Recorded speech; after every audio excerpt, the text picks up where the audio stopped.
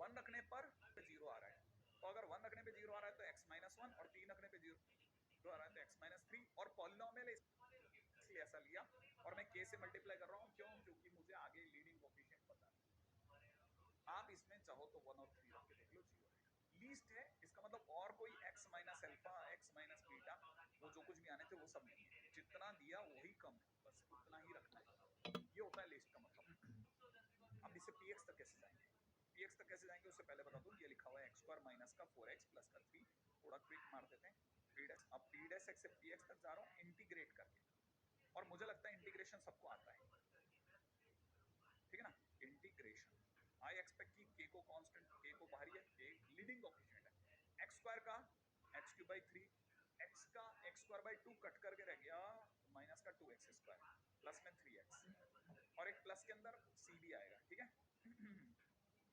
वो integration constant. अब क्या है, मामला थोड़ा फंस गया, अब k और c दोनों निकालने पड़ेंगे, लेकिन उसके लिए दो चीजें चाहिए ना।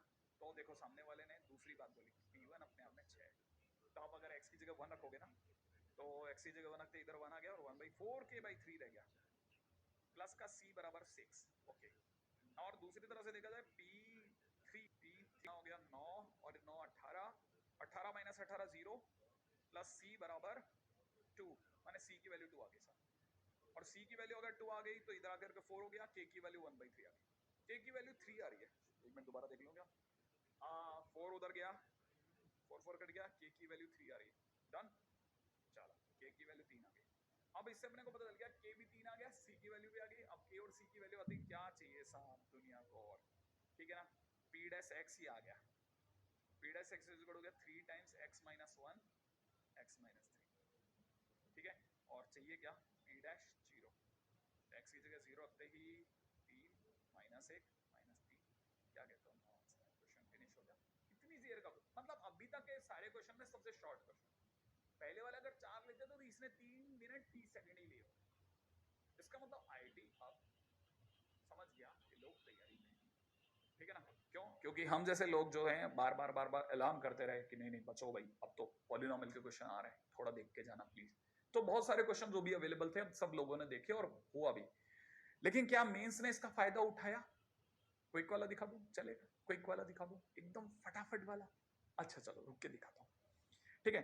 देखो साहब, मेंस ने अप्रैल में 19 में एक क्वेश्चन दिया, मतलब और भी दिए, लेकिन अपन एक जो उठा सकते हैं वो उठा लेते हैं। 4 डिग्री का पॉलिनोमियल है, तो उसका पी डेस एक्स 3 डिग्री का होगा, और पी डेस एक्स क्यों बोला? क्योंकि एक्सट्रीम पॉइंट का मतलब मैक्सिमा और मिनिमा के पॉइंट जो पी डेस एक्स को 0 रख के आते हैं, वो इन 3 जगह आए। ऑब्वियस ही बात है कि पी डेस एक्स बराबर में अगर मैं k टाइम्स बोलूं, ठीक है, तो x माइनस एक्स प्लस 1, फिर x माइनस 0 और x माइनस 1, लो पी डेस एक्स आ गया। आप रख के देख लो भले, आप इन 3 पॉइंट को रखो, इन 3 पॉइंट को इसमें रखो, आपको पी डेस एक्स 0 दे देगा, और पी डेस एक्स 0 आते ही एक्सट्रीम पॉइंट मानेंगे अपन, मानेंगे ना?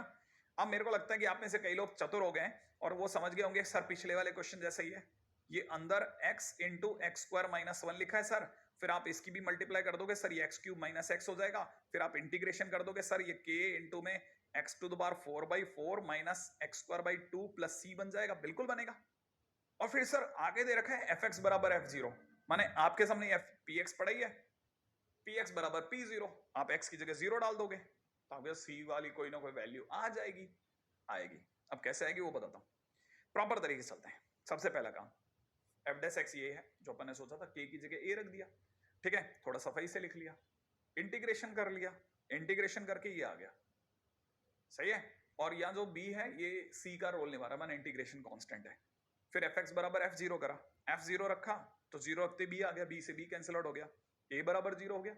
अब a तो 0 हो नहीं सकता, तो अंदर वाला 0 रहा होगा, तो x की वैल्यूज आ गई, और ये अगर आई तो x की 3 वैल्यूज आ गई। अच्छा, अब ये 3 जो वैल्यूज आई, इनका पता कैसे चले कि सर कौन मैक्सिमा कौन मिनिमा, मतलब ऑप्शंस के हिसाब से देखा जाए तो क्या रहा? देखो साहब, ये 4 ऑप्शन थे हमारे पास में, ठीक है। हमारे पास में x के नाम पर जो 3 वैल्यूज आई हैं वो 0, √2 और -√2 आई है, क्लियर है? Okay okay okay okay okay. अच्छा, अब क्वेश्चन में चलो, दिस फंक्शन कंटेन्स, ठीक है, polynomial of degree 4 contains 4 rational numbers, 2 rational numbers, 2 irrational, 2 rational numbers, 4 irrational numbers, 2 irrational and 1 rational numbers, क्या कहते हो आप? ऑप्शन नंबर कौन सा वाला सही लग रहा है आपको? हाँ भाई, कौन सा ऑप्शन आपको ज्यादा सही लग रहा है? सोचा आपने? सोच लिया? फोर्थ ऑप्शन पे टिक कर दूं? हाँ, तो ये क्वेश्चन में ऑब्वियसली बात है, दो रैशनल और एक रैशनल नंबर आ रहा है, तो इसका आंसर एकदम बराबर है। ठीक है, अगर आप में से किसी का भी डी है सोचा हुआ तो बिल्कुल सही आंसर है, एकदम प्यारा सा क्वेश्चन। तो मेरे को लगता है काफी पिछले वाले क्वेश्चन जैसा इंस्पायर्ड, और जैसा मैं हर बार बोलता आया हूँ कि मदर एग्जामिनेशन है साहब। और दूसरी बात, आजकल तो मदर एग्जामिनेशन की बात तो अगर मेंस में हटा भी दी जाए ना, तो बेसिक एग्जामिनेशन जो है उसी में इतना कंटेंट हो चुका है कि आपको उसके सिवा कहीं बाहर देखने की जरूरत नहीं है। फिलहाल अपन चलते हैं आगे। देखो, पॉलिनोमियल बेस्ड क्वेश्चन हो गया, अननोन क्वांटिटी बेस्ड क्वेश्चंस हो गए, और बेसिक क्वेश्चन जो पहले आ चुके हैं वहां से अपन ने शुरुआत कर ही ली थी। अगला टाइटल क्या है, अब इसके बाद में नया क्या रखा जाए नोट्स में, है ना? अब चलते हैं अगले टेस्ट की तरफ, जिसका नाम है एनेट डेरिवेटिव टेस्ट। अभी एनेट डेरिवेटिव टेस्ट क्या है, इसको मैं उल्टा समझाता हूँ, जरा देखिएगा क्या। मैं आपके सामने दो एग्जाम्पल लेता हूँ कि इसमें y is equal x to the power 4 ले लिया, इसमें कब मैक्सिमा आ रहा है, क्या मिनिमा आ रहा है, वगैरह वगैरह समझाने के लिए। तो देखिए, मैक्सिमम मिनिमा अगर मुझे निकालना है तो बट ऑब्वियस है कि मैं क्या करूंगा, सबसे पहले डिवाइड x निकालूंगा। तो डिवाइड x से जुगड़ो में कितना आ गया, 4x क्यूब आ गया, इक्वल टू 0 रखते हैं, तो अपने पास में critical point x is equal to 0 आ गया। ये मेरा पहला काम खत्म हुआ है। अब मैं क्या करूंगा, इसको सेकंड डेरिवेटिव में डालूंगा ताकि मुझे मैक्सिमम मिनिमा पता चल जाए। ठीक है, तो जैसे मैं सेकंड डेरिवेटिव में डालूंगा तो मेरे को पता चला ये कितना आ गया, 12x² आ गया। अब मैं क्या करता हूं, इसमें अपना critical point x is equal to 0 डालता हूं। अगर मैंने x की जगह 0 रख दिया तो 12 इंटू 0 का स्क्वायर माने ये तो 0 आ गया। हाँ, जैसे ये 0 आया तो आप में से कई लोगों के दिमाग में आना था कि अगर ये पॉजिटिव होता तो मिनिमा, और अगर ये नेगेटिव होता तो मैक्सिमा। लेकिन सर ये तो 0 आ गया। अगर ये 0 आ जाए तो आपको होना चाहिए शक। किसका? पॉइंट ऑफ इन्फ्लेक्शन का। पॉइंट ऑफ इन्फ्लेक्शन सर तो पहले पढ़ा था। हाँ, उसका पॉइंट ऑफ इन्फ्लेक्शन का शक होना चाहिए। शक, अभी श्योर नहीं आप, अब वो सिर्फ शक हुआ है। अच्छा, फिर कैसे कंफर्म करें सर ये क्या है? देखो, फिर हमारे पास चॉइस क्या है, फिर हम थर्ड डेरिवेटिव निकालेंगे। अच्छा, हाँ, थर्ड डेरिवेटिव निकालेंगे माने दोबारा डिफरेंशिएट करेंगे। हाँ, 12x² का डिफरेंशिएशन सोचो कितना, 24x। अब इसमें फिर से पॉइंट डालेंगे 0। अगर मैंने x की जगह 0 रखा तो चॉइस इंटू 0 फिर 0 आ जाएगा। हाँ, अब समझना, अगर सेकेंड डेरिवेटिव पे 0 आ रहा है तो आपको पॉइंट ऑफ इन्फ्लेक्शन का शक हुआ है। अगर थर्ड डेरिवेटिव निकाल के फिर 0 रखते हैं, माने फिर से पॉइंट रखते हैं, क्रिटिकल पॉइंट रखते हैं, और फिर से 0 आ जाए तो समझ लेना आपका शक बेबुनियाद था रे। अच्छा, बेबुनियाद था मतलब पॉइंट ऑफ इन्फ्लेक्शन नहीं है? हाँ, ये पॉइंट ऑफ इन्फ्लेक्शन नहीं है। लेकिन सर आप तो बताइए ना, तो ये पॉजिटिव आया तो मैं मिनिमा कह नहीं सकता, ना ये नेगेटिव आया मैं मैक्सिमा कह नहीं सकता, 0 आया था तो मेरे को शक हुआ कि पॉइंट ऑफ इन्फ्लेक्शन तो बोलूं। लेकिन सर आपने तो वो भी छीन लिया, थर्ड डेरिवेटिव फिर 0 आ गया। इसका मतलब मैं तो ये भी नहीं कह सकता ना मैक्सिमा ना मिनिमा ना पॉइंट ऑफ इन्फ्लेक्शन। फिर ये है क्या? आपके हिसाब से तो divide x is equal to 0 से पॉइंट ऑफ एक्सट्रीमा आना था ना, कहां है सर वो? हाँ, तो अब क्या है, जैसे आपको पता चला तीनों नहीं है ना, तो आप छोड़ नहीं सकते क्वेश्चन को, एक बार और अपने भाग्य को आजमाइए। फोर्थ बार अब आप डिफरेंशिएट करेंगे तो आपको पता चलेगा चॉइस आएगा, और अब आप x की जगह 0 डालो। लेकिन सर x तो है ही नहीं। हाँ, तो फिर जो है वो है, माने चॉइस है वही हमारा आंसर हो गया, 24 ही आंसर हो गया। हाँ, और 24 कैसा है, पॉजिटिव है। और अगर इवन डेरिवेटिव पॉजिटिव आ जाए, क्या बोला मैंने, इवन डेरिवेटिव, मैंने नहीं बोला सेकंड डेरिवेटिव। हाँ, इवन डेरिवेटिव अगर पॉजिटिव आ जाए तो समझ लेना मिनिमा था at x is equal to 0। अच्छा, माने x टू द पावर 4 का minima x is equal to 0 पर आ रहा है, मिनिमा आ रहा है। हाँ, मिनिमा आ रहा है। अच्छा, हाँ, मैंने कहा लेकिन अभी भी बात अधूरी है बिना वो पॉइंट ऑफ इन्फ्लेक्शन की चर्चा के। तो अपन एक काम और करते हैं, एक और क्वेश्चन लेते हैं, x³ आओ एक बार और दोबारा से अपनी किस्मत आजमाते हैं। सबसे पहले निकालते हैं डिवाइड x। डिवाइड x जल्दी सोचो, 3x², 0 रखो, पॉइंट ऑफ क्रिटिकल पॉइंट बोलो 0। सेकेंड बार डिफरेंशिएशन करो, d2y/d², जल्दी बोलो 6x। x की जगह क्या डालना है, क्रिटिकल पॉइंट 0 रखो, 6 इंटू 0 0। 0 आते हैं आपको क्या हुआ, शक। किस चीज का? पॉइंट ऑफ इन्फ्लेक्शन का सर। अच्छा, अब एक बार जल्दी से, क्योंकि आपके हाथ में 0 आया है माने मैक्सिमा मिनिमा नहीं आया, तो अब आपके पास में क्या हुआ, क्रिटिकल पॉइंट होने का शक, सॉरी पॉइंट ऑफ इन्फ्लेक्शन होने का शक हुआ है।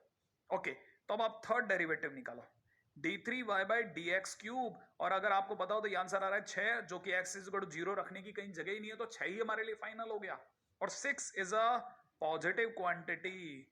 अब क्या हुआ सर, पिछली बार तो 0 था तो आपने कह दिया शक बेबुनियाद, अब पॉजिटिव आ गया, थर्ड डेरिवेटिव, अब क्या बोलोगे? मैंने कहा देखो भैया, अगर by the way odd derivative कभी भी 0 आ जाए, dy/x को छोड़ करके कभी भी ऑड डेरिवेटिव 0 आ जाए, मतलब सॉरी 0 ना आए, ऑड डेरिवेटिव अगर कभी 0 ना आए, उससे पहले वाला इवन डेरिवेटिव 0 हो, उससे पहले वाला इवन डेरिवेटिव 0 हो और odd derivative not equal to 0 हो जाए, तो शक को यकीन में बदल देना। क्या? किस यकीन में? कि पॉइंट ऑफ इन्फ्लेक्शन आ गया, पॉइंट ऑफ इन्फ्लेक्शन आ गया। हाँ, पॉइंट ऑफ इन्फ्लेक्शन कैसे आ गया जरा समझो। पॉइंट ऑफ इन्फ्लेक्शन आ गया at x is equal to 0। इसका मतलब x is equal to 0 point of inflection पक्का है, पक्का है। ध्यान से सोचना, फिर से सुनना, क्या बोला मैंने जरा देखेगा। अगर इवन डेरिवेटिव 0 हो और उसके जस्ट बाद वाला ऑड डेरिवेटिव 0 ना हो, तो पॉइंट ऑफ इन्फ्लेक्शन आ जाता है।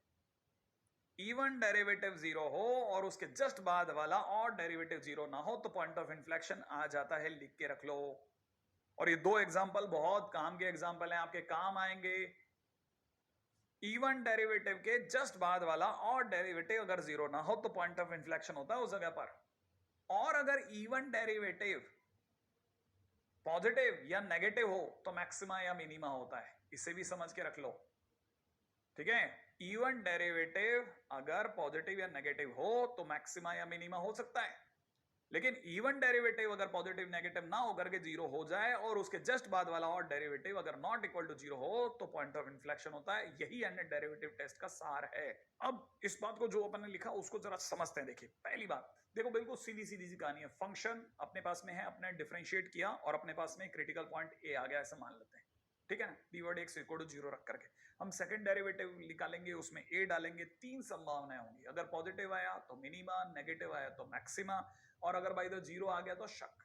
पॉइंट ऑफ इन्फ्लेक्शन का याद रखना, इवन डेरिवेटिव 0 आया, इवन डेरिवेटिव इक्वल टू 0 माने शक, और उसके जस्ट बाद वाला ऑड डेरिवेटिव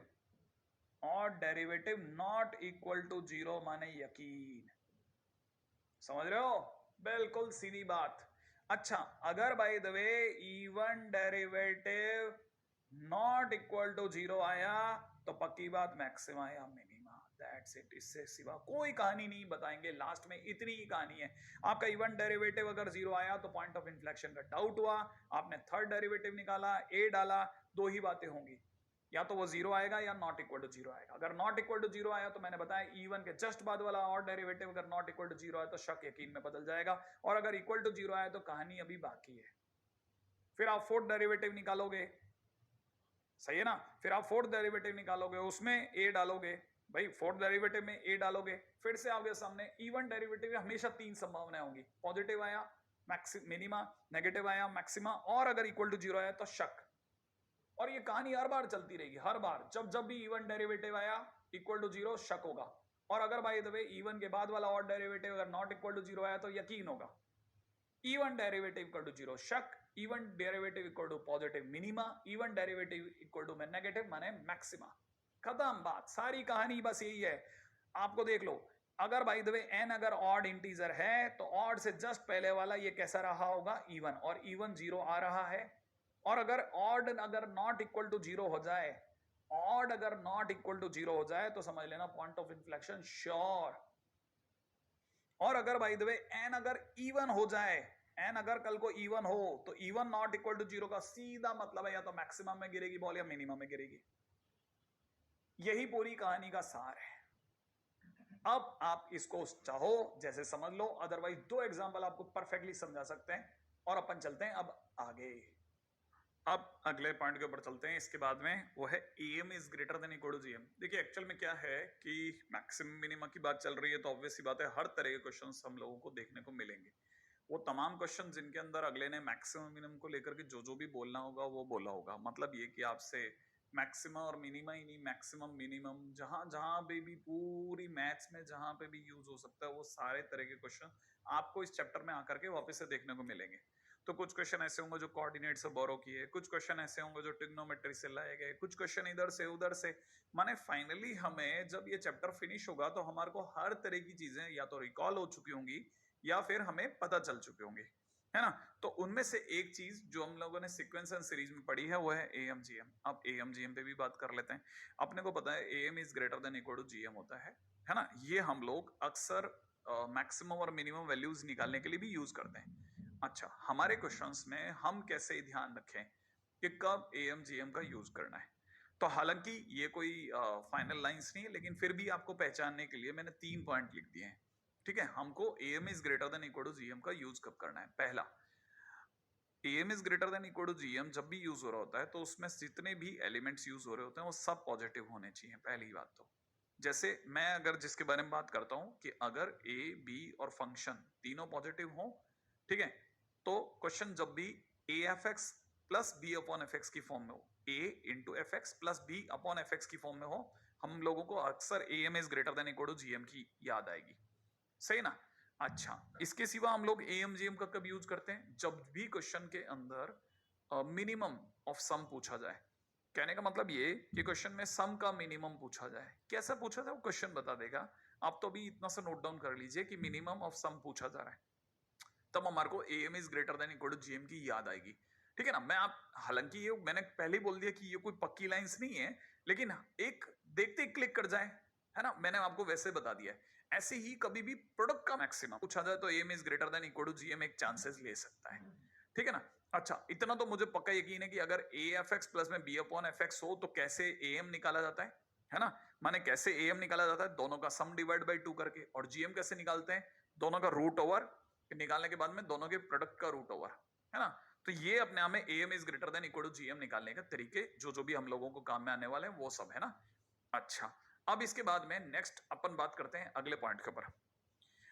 अगर x और y टू वेरिएबल्स इस तरह से हैं क्या कि x भी पॉजिटिव है y भी पॉजिटिव है, ठीक है, x भी पॉजिटिव और y भी पॉजिटिव है, और x y जो है ना वो अपने को कैसे दे रखा है, 1 दे रखा है। x into y is equal to 1 दिया जा रहा है, then minimum of x plus y. तो आपको यहां कैसे AM is greater than equal to GM की याद आई सर। एक्चुअल में ये x प्लस वाई का मतलब सम।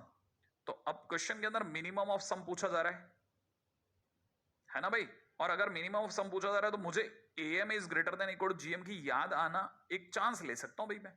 अब सर लेकिन किस पे एएम लगाओगे, किस पे जीएम, क्या कहां लगाओगे। एक्चुअल में जिन पे बात चल रही है वही मेरे लिए 2 एलिमेंट हो गए।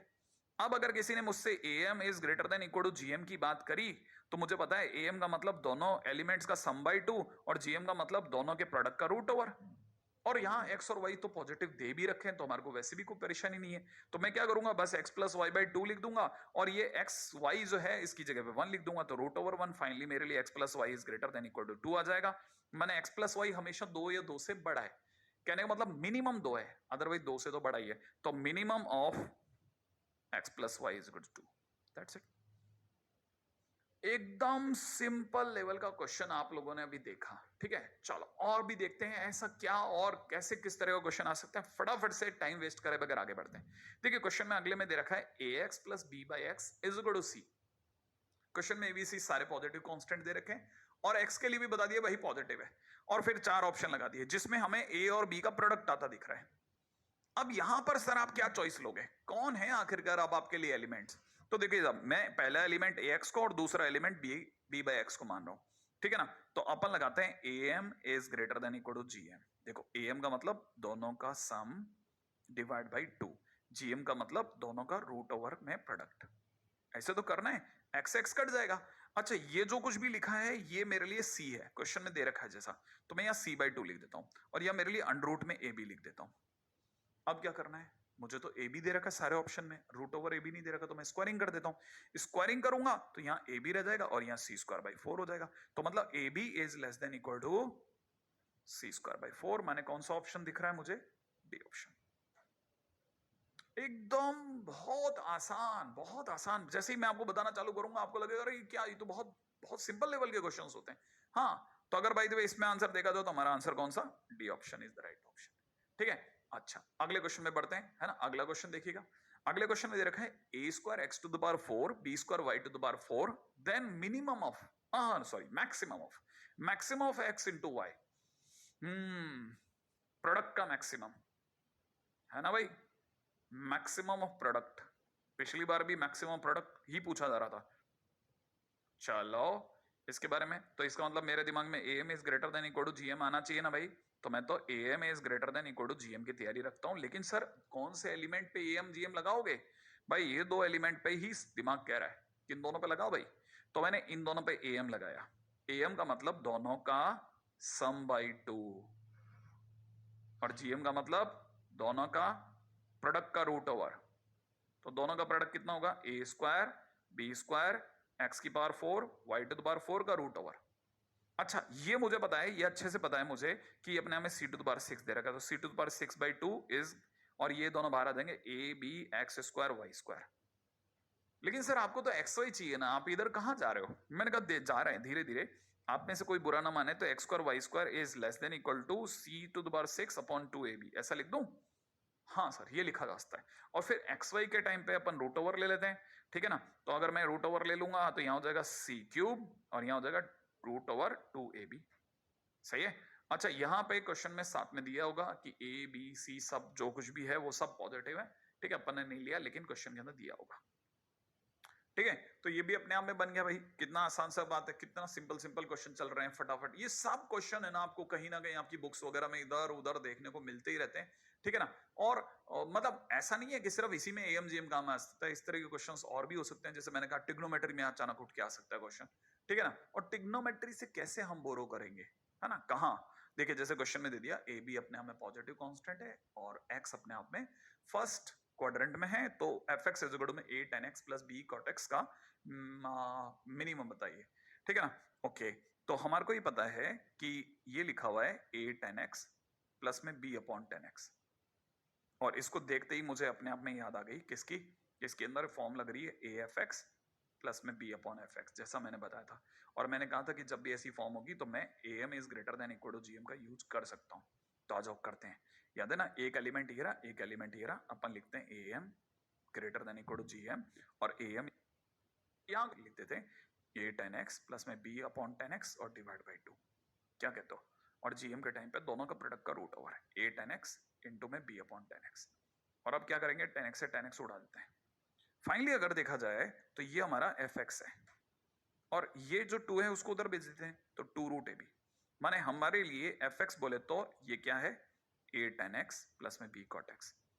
तो ये हमेशा किससे बड़ा है, 2 रूट ओवर ab से। इसका मतलब ये कि minimum of a tan x plus में b cot x is equal to में 2 under root ab, that's it. कितना सिंपल, मतलब आप सोच नहीं सकते इतना आसानी से निकलने वाले क्वेश्चंस के, मतलब एक बार क्या लगता है कि क्या बिल्कुल बच्चों जैसा क्वेश्चन है। हाँ अब ये भी हो सकता है कि क्वेश्चन के दौरान कभी कभार वो आपको ये डायरेक्ट ना पूछ के इनडायरेक्ट भी पूछ सकता है। जैसे ये इतना आसान क्वेश्चन तो सर शायद ही आएगा, ठीक है, हो सकता है शायद ही आए, लेकिन अगर ऐसा आ जाए तो पॉसिबल है ना। देखिए अब ये स्ट्रेट लाइन के क्वेश्चन जैसा लग रहा है, एक अपने आप में क्वेश्चन वाला कह रहा है एक लाइन है जो हमेशा एक फिक्स पॉइंट a, b से पास आउट होती है और a और b पॉजिटिव माने फर्स्ट क्वाड्रेंट है, ठीक है ना। अच्छा और कहता है कि ये एक्सेस को p पर और q पे काटती है, ठीक है, और o माने ओरिजिन है, तो OP और OQ का सम बताओ, का OP और OQ के सम का मिनिमम। तो हमारे को पता है मिनिमम ऑफ सम, तो हालांकि देखा जाए तो AMGM लगता है, लेकिन फिर भी रुकता है थोड़ा और। मैं आपसे कुछ छोटी छोटी बातें पूछता हूँ, जरा देख के बताना। चलो ये बताइएगा कि मैंने अगर यो लाइन खींची तो ये डिस्टेंस कितनी, ये डिस्टेंस कितनी, ए पक्का। अच्छा ये हाइट कितनी, बी श्योर है, चलो मैंने बी लिख दिया। अच्छा इस एंगल को एक बार के लिए थीटा मान लू, अच्छा ये वाला थीटा होगा, होगा। अच्छा आप अगर बताएं तो ये जो ट्रायंगल जो दिख रहा है आपके सामने, ये वाला जिसको मैंने अभी मार्क कर दिया, इस ट्रायंगल में अगर आप देख सकते हैं तो थीटा के सामने वाला बी परपेंडिकुलर का रोल निभा रहा है। अच्छा और इसको अगर मैं थोड़ी सी देर के लिए एक्स बोलूं चलेगा, चलेगा ना। अच्छा ये एक्स बेस का रोल निभा रहा है, ओके। तो अपने पास में बी और एक्स परपेंडिकुलर और बेस है, तो परपेंडिकुलर बेस को लेकर के कौन सा रिलेशन सामने आया, टेन थीटा, ओके। तो टेन थीटा इज इक्वल में कितना बन रहा है, बी बाय एक्स, तो एक्स इज इक्वल में बी अपॉन टेन थीटा कह दूं या बी कॉट थीटा कह दूं, चलेगा, चलेगा। ओके, आप में से अगर किसी को एतराज नहीं हो तो ये डिस्टेंस ए है, सोच लो, सही है। अच्छा, मैं आपसे एक और बात पूछूं कि ओपी अपने आप में ए प्लस एक्स है, OP is equal to A plus X है, सोच लो, OP is equal to A plus X है। हाँ, चलो तो आपके हिसाब से A plus B cot theta है, डन। चलो इसको यहां छोड़ करके अब इधर चलते हैं। अब मैं दूसरे वाले पे मार्क करता हूं, आप मेरे को जवाब देना, ठीक है। अब की बार ये वाले ट्रायंगल पे दिमाग लगाते हैं। मैं इस डिस्टेंस को y मान रहा हूं, थीटा के सामने y है। अच्छा, इसे परपेंडिकुलर बोल सकते हैं, थीटा के सामने तो परपेंडिकुलर बोल सकते हैं। अच्छा, बेस अपने को a दिख रहा है, a को बेस बोल दूं। अच्छा, इस ट्रायंगल को देख करके जवाब दीजिएगा कि परपेंडिकुलर और बेस के अंदर रिलेशन tan थीटा होगा, तो y by a is equal to tan theta बोल दूं, तो इसका मतलब y is equal to a tan theta बोल दूं। अच्छा, ये जो हाइट है ये अपने आप में b है, सोच लो। अच्छा, क्या मैं OQ को b प्लस वाई बोल दूं, क्या मैं OQ को b प्लस वाई बोल दूं। ओके, तो b तो b है, एक y की जगह a tan थीटा लिख दूं, सही है। अच्छा, मैं थोड़ी सी देर के लिए OP प्लस OQ को लिख देता हूं, OP इज इक्वल टू में a plus B cot theta और OQ इज इक्वल टू में b plus a tan theta, ये सही है। अच्छा, मैं इसमें से a और b अलग कर देता हूं, a प्लस बी अलग कर देता हूं, अंदर ही अंदर क्या आपको a tan थीटा प्लस में b कॉट थीटा दिख रहा है। ओके, मुझे ये OP प्लस OQ दिख रहा है। अच्छा, मुझे OP प्लस OQ का क्या निकालना है, मिनिमम। अच्छा, तो मतलब एक तरह से मुझे इसका मिनिमम निकालना है, तो मैं सामने वाले से पूछूंगा, क्योंकि ये दोनों बराबर है, कि भाई तुम्हारा मिनिमम बोलो, तो a प्लस बी बोलेगा हम तो कांस्टेंट है, हम तो पत्थर है, हमारा तो मिनिमम भी हम ही है और मैक्सिमम भी हम ही है, क्योंकि हम तो हिलेंगे ही नहीं। अच्छा, तो ये पास वाला जो tan थीटा है ये तो हिल सकता है, ये अपना मिनिमम बता सकता है। तो a tan theta plus b cot theta से जब उसका मिनिमम पूछा गया तो वो अचानक से हमें पीछे ले जाएगा पिछले वाले पेज पे, और वहां पे हमने a tan x plus b cot x का मिनिमम 2 रूट ओवर ab लिखा था ना। तो अब ये वाला मिनिमम यहां लिख दूं, तो मैं यहां लिख देता हूं कितना, a प्लस बी और इसकी जगह कितना लिख दूं, 2 रूट ओवर ab लिख दूं, चलेगा। तो इसका मतलब इसका मिनिमम इतना आ गया। अच्छा, अब मैं जरा एक और ध्यान से देखना, मैं अगली लाइन में लिख रहा हूं कि इसका मिनिमम अंडर रूट ए प्लस अंडर रूट बी का होल स्क्वायर है, सही है। ओह, सही है बिल्कुल। तो इसका मतलब ये है कि इसका मिनिमम कितना है, रूट ओवर ए प्लस बी का होल स्क्वायर, रूट ए प्लस रूट बी का होल स्क्वायर। अच्छा, ये कैसे अचानक से हो गया, क्योंकि हमें इसका रिलेशन याद था। हाँ, तो ये काम करता है, मतलब धड़ल्ले से काम करता है, धड़ल्ले से काम करता है, और इस तरह के क्वेश्चन आ सकते हैं, है ना भाई।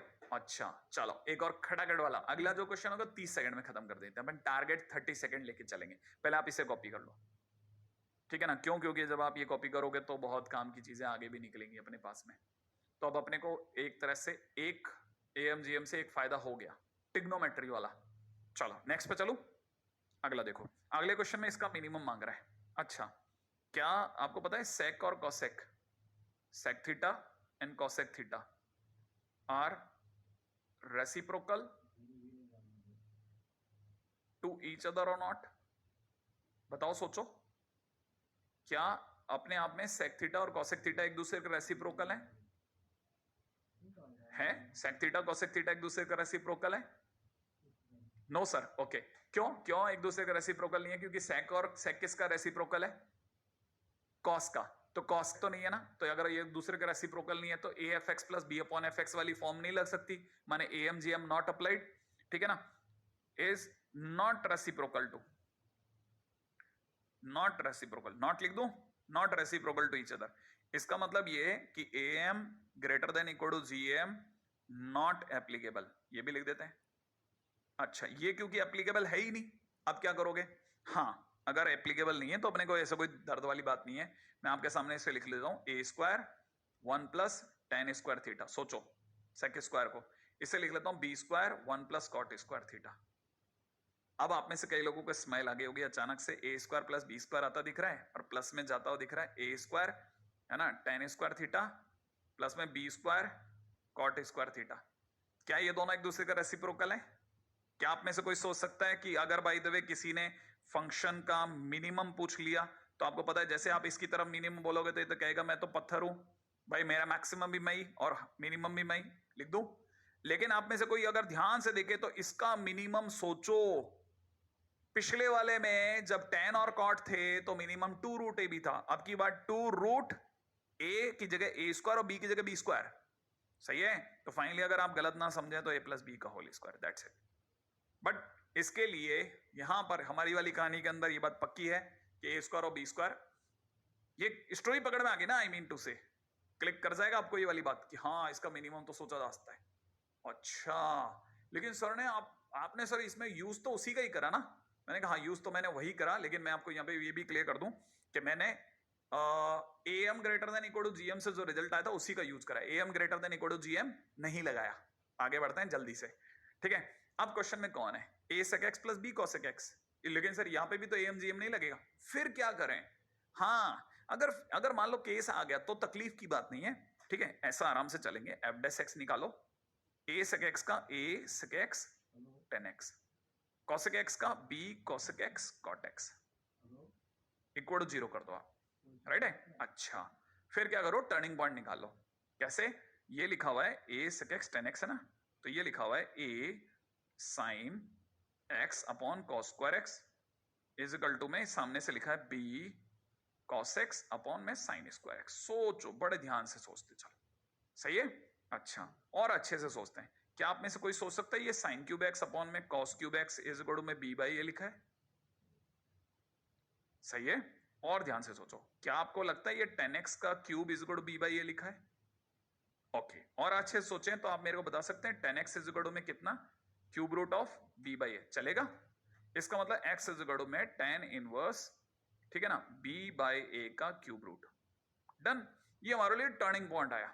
अच्छा, ये जो x की इकलौती वैल्यू आई है, क्योंकि a की वैल्यू आई है, इस पे या तो मैक्सिमम होगा या मिनिमम होगा, क्योंकि f dash x equal to 0 से आई है ना।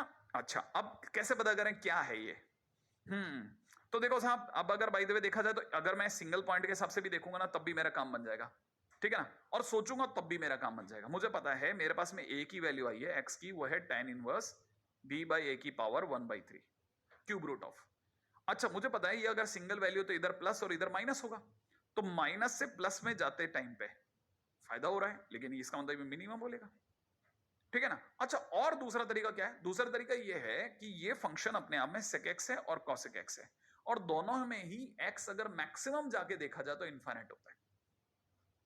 सेक एक्स में भी x, सोचो जरा, x अगर देखा जाए मैक्सिमम सेक एक्स कितना दे सकता है, इनफाइनाइट दे सकता है, और कॉसेक एक्स का मैक्सिमम भी इनफाइनाइट, मैक्सिमम नहीं, मैक्सिमम इनफाइनाइट हो सकता है। तो इसका मतलब ये कि दोनों की अगर मैक्सिमम वैल्यूज पूछी जाती तो इनफाइनाइट होता, तो मिनिमम ही आ सकती है इस पे, एक तरीका। अदरवाइज मैं इसको डबल डेरिवेटिव करके भी प्रूफ कर सकता हूं।